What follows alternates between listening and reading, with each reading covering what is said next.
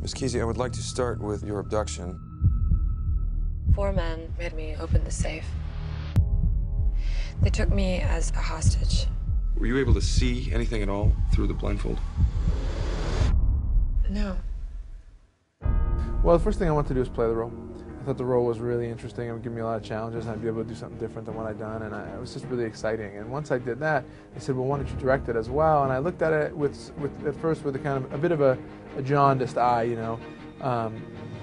I didn't want to get caught into just being Boston guy, only doing movies in Boston. Next movie they go, hey, here's a Boston script, why don't you try it? I want to tell all kinds of stories. But when I looked deeper at this, I saw that there were a lot of really exciting elements. I saw that there was a love story, that there was a character-driven drama, and also a very unique, an interesting classic bank heist story set in a special kind of place that people hadn't seen before. So the book really inspired me in a lot of different ways.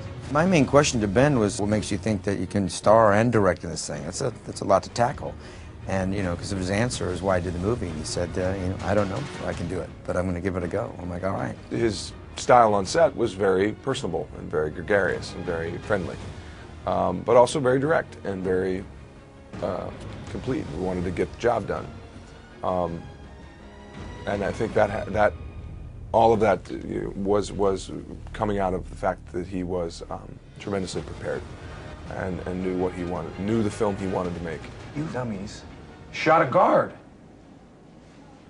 Now you're like a half-off sale at Big and Tall. Every cop is in line. Fortunately, though, for you, this guard has miraculously clung to life. Now, if it were up to me, and they gave me 2 minutes and a wet towel, I would personally asphyxiate this half-wit so we could string you up on a federal M1 and end this story with a bag on your head and a paralyzing agent running through your veins. You need conflict to create drama, and that's my character, the specter of my character coming to catch these guys is I think a big part of what drives the dramatic push of the story.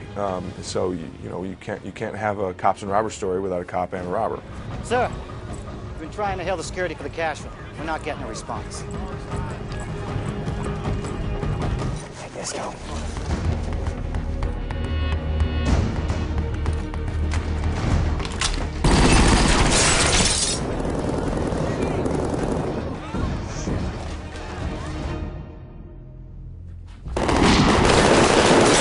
Big themes in this movie were a product of our environments.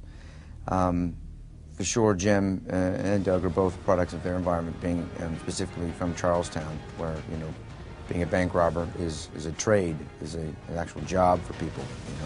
I don't think it's so much as much today, but certainly back in the day, 10 years ago even, it was. Don't get me wrong, there was a bank robbery during the heist of the armored car. With the nun masks. We were doing all that sort of thing in the North End, and then the very next day, some guys robbed a bank. I'm like, okay, I guess it's still going on.